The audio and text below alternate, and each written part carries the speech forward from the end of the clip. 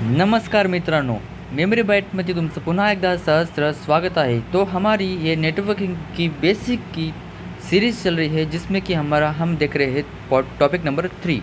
ये हार्डवेयर का topic number 3 देख रहे हैं। यहाँ पे हम कुछ पॉइंट्स देखेंगे, जैसे कि एसएसडी क्या है। एसएसडी एक मेमोरी है जो नॉन वोलेटाइल मेमोरी है। नॉन वोलेटाइल यानी कि जो कि अगर हमने सेव किया और स्विच बंद किया पीसी का तो भी ये सेव रहेगी, हम उसे बाद में देख सकते हैं। इसका फुल फॉर्म है सॉलिड स्टेट ड्राइव। बाद में पीसीआई कार्ड यानी कि पेरिफेरल कंपोनेंट इंटरकनेक्टेड कार्ड, यानी कि हम कौन सा भी कार्ड हो वो कार्ड हम इस पीसीआई कार्ड पे कनेक्ट कर सकते हैं। ये हमें उससे कनेक्ट करने की मतलब हेल्प करता है, वो इसमें यूज़ होता है। जैसे कि हमारा वाईफाई का कार्ड हो गया, ग्राफिक्स कार्ड हो गया, और हमारा और भी अदर्स कार्ड हो गए, जैसे कि एनआईसी कार्ड, नेटवर्क कार्ड होता है वो कार्ड। ऐसे कार्ड्स वो हमें कनेक्ट करने देता है। बाद में वीएम यानी कि वर्चुअल मेमोरी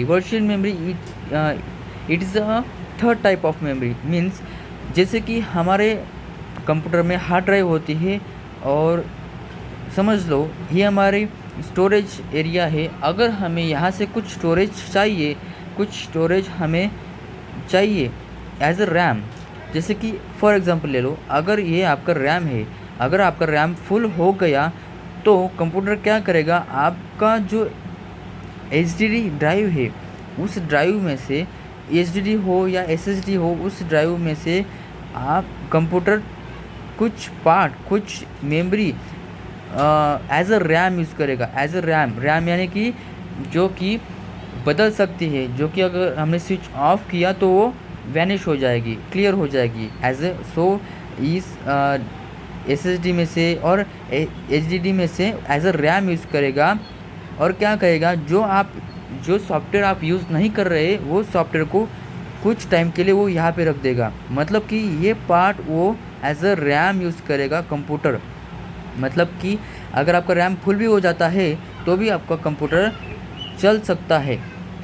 ठीक है, तो ये वीएम हो गया, हम आगे जाके देखेंगे, लेकिन हमारा बेसिक चल रहा है। इंक्रिप्शन क्या है? इंक्रिप्शन यानी कि डेटा को अनरीडेबल फॉर्म में कन्वर्ट करना, जो कि कोई भी व्यक्ति, कोई भी पर्सन और कंप्यूटर उसे देखना चाहता है, वो उसे हैंडल तो कर लेगा, उसके पास वो डेटा तो आ जाएगा, लेकिन वो देख नहीं सकता, वो पढ़ नहीं सकता उसे कि डेटा क्या है। वही इंक्रिप्शन कहलाता है। और इसी को अगर हमें पढ़ना है तो उसे डिक्रिप्ट करना पड़ेगा, यानी कि मेकिंग डेटा इन अ रीडेबल फॉर्म करना पड़ेगा। यहाँ पे इनका इनकैप्सुलेशन टर्म आता है, यानी कि डेटा को ऐसे रैप कर देना है, एक ऐसे कैप्सूल में डाल देना जिससे हमें उस डेटा को डिलीवर करने में मदद हो। यानी कि अगर ये डेटा है और इस डेटा को हमें कुछ कहाँ तक पहुँचना है, ये पार्सल है, पार्सल को हमें इस घर तक पहुँचाना है, तो हमें यहाँ पे एड्रेस लिखना पड़ेगा। तो हमने क्या किया, यहाँ पे एक पैकेट में डाल दिया और उस पैकेट के ऊपर हमने लिख दिया एड्रेस, और वही इनकैप्सुलेशन होता है। और वो जब जाता है तब उस घर में व्यक्ति उसे खोलता है, और उस खोलने की प्रोसेस को ही डीकैप्सुलेशन बोलते हैं। ठीक है, तो यहाँ पे आता है कैश मेमोरी। कैश मेमोरी मतलब it's a memory of CPU. जैसे कि अगर हमने, ठीक है, अभी मैं एज्यूम करता हूँ कि आपको रैम समझ में आ गई है, तो रैम, ये समझ लो ये रैम है। तो क्या होता है कि हमारे जो एचडीडी में मतलब है, एचडीडी हो या एसएसडी हो, इसमें जो भी हमारा डेटा होता है वो डेटा यहाँ पे आता है, यहाँ पे स्टोर होता है। और जब भी हम पीसी में कोई भी सॉफ्टवेयर ओपन करते हैं तो वो हार्ड ड्राइव में से यहाँ पे रैम में आता है फॉर प्रोसेसिंग। ठीक है, तो सीपीयू उसे प्रोसेस करता है, तो रैम में से वो सीपीयू के पास जाता है और सीपीयू उसे प्रोसेस करता है। ठीक है, सीपीयू है, ये रैम है और एचडीडी है। एचडीडी का काम यहाँ पे ख़त्म हो गया। एचडीडी का काम क्या था, उसे स्टोर करना। अभी रैम का काम क्या है कि अभी वो रनिंग प्रोसेस में है, तो उस रनिंग प्रोसेस को चलाना, मतलब उसे इस मेमोरी में चलाना। और सीपीयू का काम क्या है, उस प्रोसेस को हैंडल करना और उस प्रोसेस को वर्क करना। ठीक है, तो अगर समझ लो हमें गेम खेलना है, ठीक है, हमें गेम खेलना है और हम गेम खेलते हैं तो गेम में समझ लो हम कार का गेम खेल रहे हो, कार के गेम में ज़्यादा से ज़्यादा कौन सी कीज़ यूज़ होते हैं, right and left. So computer क्या करेगा, रैम में से, क्योंकि क्या होता है ना कि सीपीयू बार बार रैम के पास जाता है, बराबर रैम के पास जाता है, बताओ अभी क्या कमांड डाली यूज़र ने, तो बता दिखाता है, ठीक है, ये कमांड है, तो सीपीयू उसे प्रोसेस करता है, ऐसे वो चलता है, लेकिन उसे बार बार जाना पड़ता है। लेकिन गेम में रिफ्लेक्शन का यूज़ बहुत ज़्यादा होता है, तो सीपीयू क्या करता है, उसकी एक अलग मेमोरी बनाता है। क्या करेगा कि बताओ यूज़र कौन कौन से कीज़ ज़्यादा यूज़ कर रहा है, वो कीज़ मैं पहले से यहाँ पे स्टोर कर देता हूँ, मतलब कि मुझे बार बार यहाँ पे आने की ज़रूरत नहीं पड़ेगी, तो ये टाइम बच जाएगा, तो रिफ्लेक्शन ज़्यादा होगा, तो ये कैश मेमोरी होगी, ठीक है। ये कैश मेमोरी होगी, तो कैश मेमोरी में सीपीयू, मतलब ये it's a memory of CPU. जो भी मेमोरी सीपीयू का डेटा होता है, जो सीपीयू को तुरंत लगता है या बार बार लगता है, तो सीपीयू क्या करता है, वो कैश मेमोरी में उसे स्टोर कर देता है। जैसे कि अभी और एक एग्जांपल ले लूँ, जैसे कि अगर आप ऐप ओपन करते हैं आपके मोबाइल में, तो वो ऐप ओपन होने के बाद जो भी डेटा आता है, समझ लो आपने यूट्यूब ओपन किया और इंस्टाग्राम ओपन किया, तो इंस्टाग्राम ओपन होने के बाद जो भी डेटा आता है, जो भी आप नेट बंद है लेकिन वो डेटा आता है, वो डेटा कहाँ स्टोर है, डेटा आपके कैश मेमोरी में स्टोर है। अगर आपने कैश क्लियर कर दी और आ, और उसके बाद आपने इंस्टाग्राम ओपन किया, तो इंस्टाग्राम लोड होने में थोड़ा टाइम लगेगा, तो इसी टाइम को बचाने में कैश मेमोरी यूज़ होता है। तो कैश मेमोरी वर्चुअल में, ओके, सीपीयू मेमोरी में वर्चुअल मेमोरी कैश कैलकुलेशन करते हैं, ठीक है। क्या क्लॉकिंग एंड फ्रीक्वेंसी, क्लॉकिंग यानी कि प्रोसेस कितने समय में हो रही है, ये क्लॉकिंग है। और फ्रीक्वेंसी क्या है, फ्रीक्वेंसी इस क्लॉकिंग को कैलकुलेट करने का मेजरमेंट है, और इसे गीगाहर्ट्ज़ मेगाहर्ट्ज़ इसमें कैलकुलेट इसे करते हैं, ठीक है। रिमूवेबल डिवाइसेस, यानी कि ऐसे डिवाइसेस जो रिमूव किया जा सकते हैं पीसी में से, जैसे कि पीडी, सीडी, फ्लॉपी।